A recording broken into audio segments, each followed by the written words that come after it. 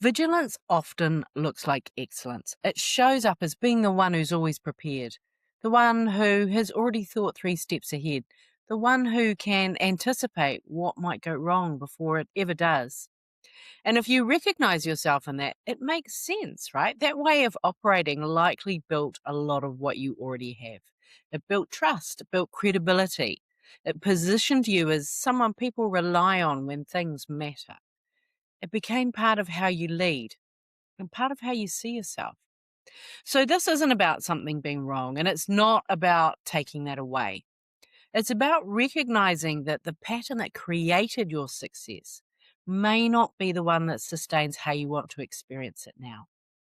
Because there comes a point where vigilance stops feeling like something you consciously use and it starts becoming something that's always quietly running in the background.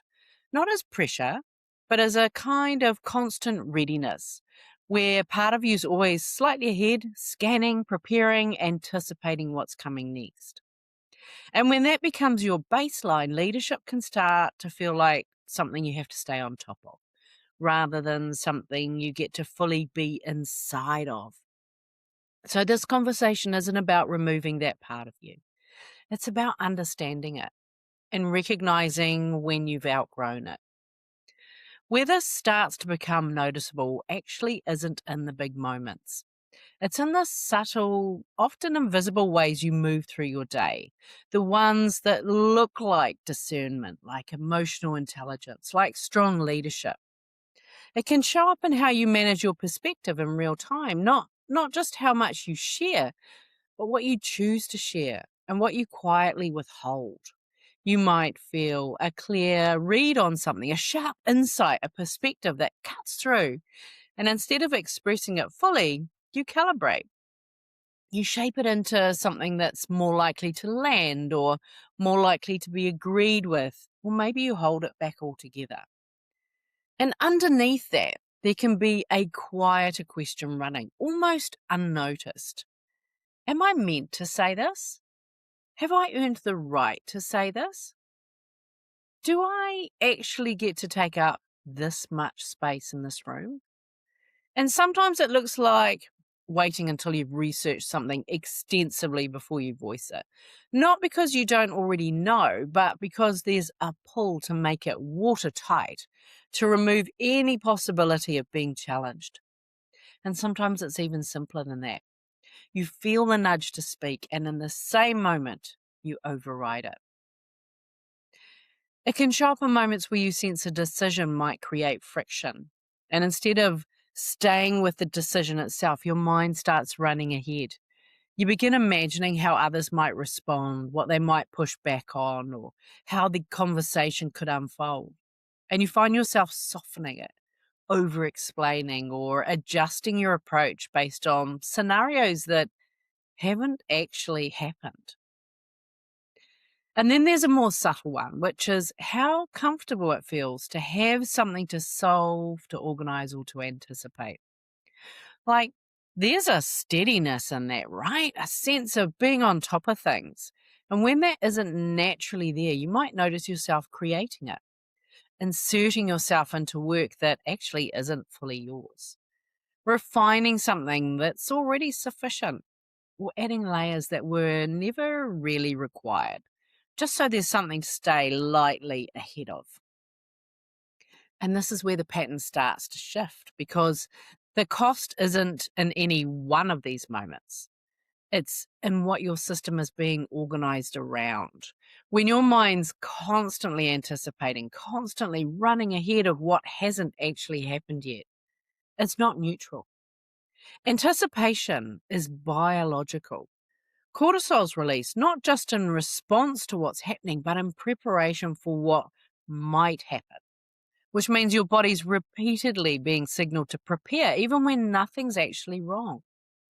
And that has an opportunity cost because the energy being allocated to anticipation is no longer available for presence, for clear decision making, for clean, direct expression, for actually being in the moment you're in rather than slightly ahead of it. And over time, your system never quite gets the signal that it can fully arrive. And for many women, this is the part that often goes unnamed. This might be why you're exhausted, even when on paper everything's working. What's important to understand here is that this isn't just a mindset pattern, it's biological. When your systems learn that being ahead keeps you safe, it will continue to orient you toward anticipation. Not because it's helpful now, but because at some point it was. So your brain's constantly scanning for patterns, looking for what's worked before and repeating it. If being the one who could anticipate, prepare, and stay one step ahead led to recognition or to praise, to a sense of doing a good job, to pride in your work, or even just feeling a little bit in control, that gets encoded, not as a conscious thought, but as a strategy that your system trusts. And over time, that strategy becomes automatic, right? Because this is where habits come in. The brain is always looking for ways to conserve energy. So anything that's repeated enough gets turned into a pattern that it can run without effort. And I love that. That is biology at its most elegant, right? And it's what allows you to operate at a high level without needing to consciously think through every decision you make. But it also means that patterns like vigilance don't stay as something you consciously choose. They become the default way your system operates, the baseline it returns to without you even noticing. And this is often where it starts to get labeled as overthinking. Not because you're doing something wrong, but because from the outside, or even to yourself, it can look like your mind is doing more than it needs to. In reality, it's your system trying to reduce uncertainty by getting there first, by mapping out possibilities, by staying slightly ahead of what's actually happening. The challenge is that leadership at the level you're now operating at doesn't require more anticipation. It requires more presence. And those two states organize your system in very different ways because anticipation pulls you out of the moment and into what might happen, while presence allows you to respond to what's happening with clarity and precision. So when vigilance is running as the baseline, it's not that you don't have access to presence. It's that your system's been trained to prioritize something else.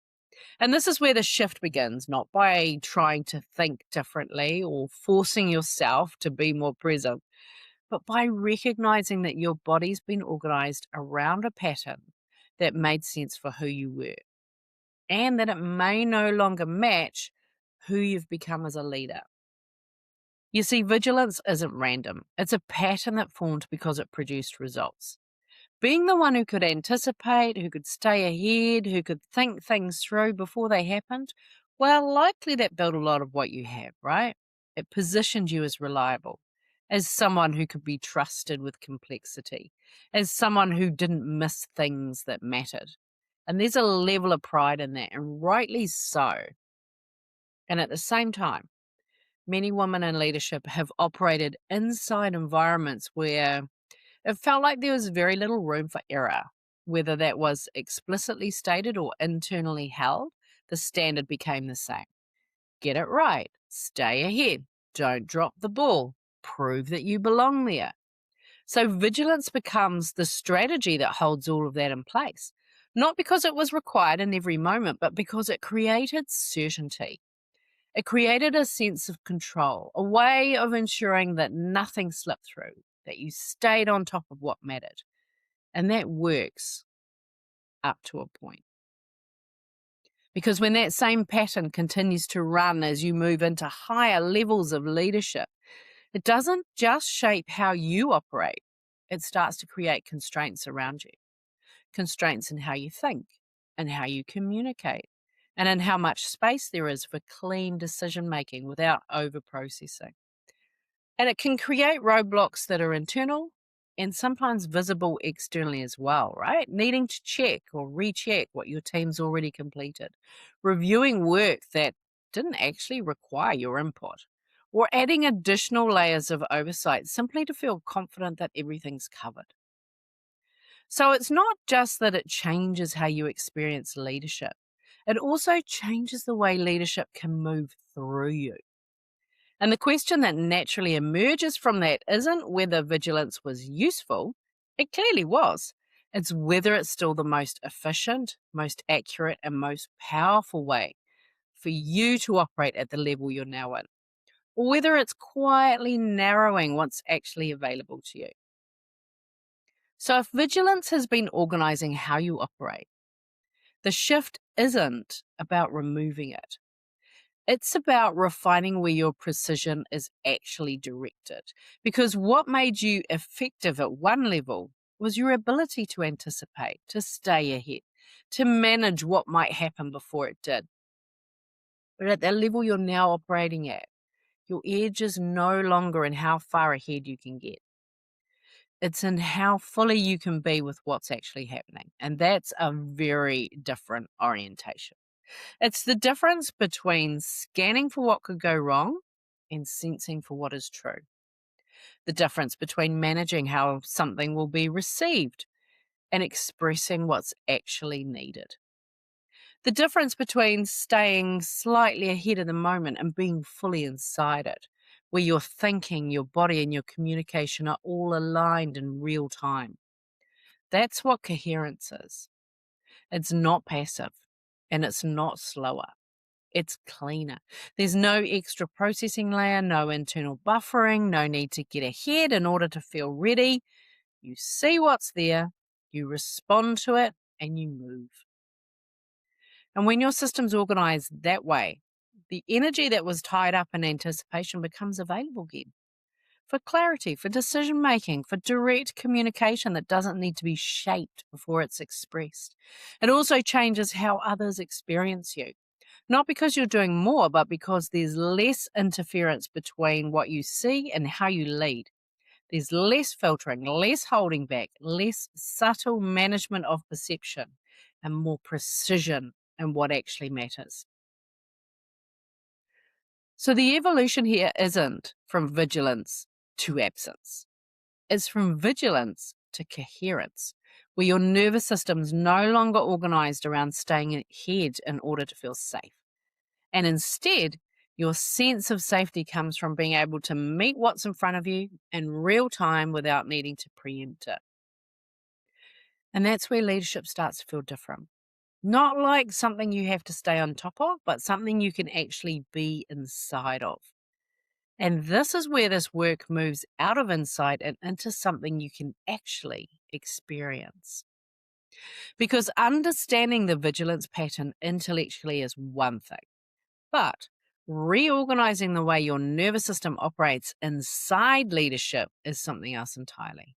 It requires a different level of awareness and a different level of precision in how you work with your biology. And this is exactly what I'm opening up inside Biology of Leadership. It's a 3-day experience running on the 26th, 27th, and 28th of May, where we go into the physiology behind patterns like vigilance, how they get wired in, and what it actually takes to shift them at the level that they were created. Not by removing your edge and not by asking you to lead in a way that feels unnatural, but by refining how your system's organized so that your leadership becomes cleaner, more direct, and significantly less effort to sustain. Because when your body is no longer orienting around staying ahead in order to feel safe, everything changes. Your thinking sharpens, your communication becomes more precise, and your capacity expands without you needing to push for it. So, if you can recognize yourself in what we've been talking about, then this is where you get to explore what leadership feels like when your biology and your brilliance are actually working together. You can find all the details and secure your place at tracytutty.co.nz /leadership biology.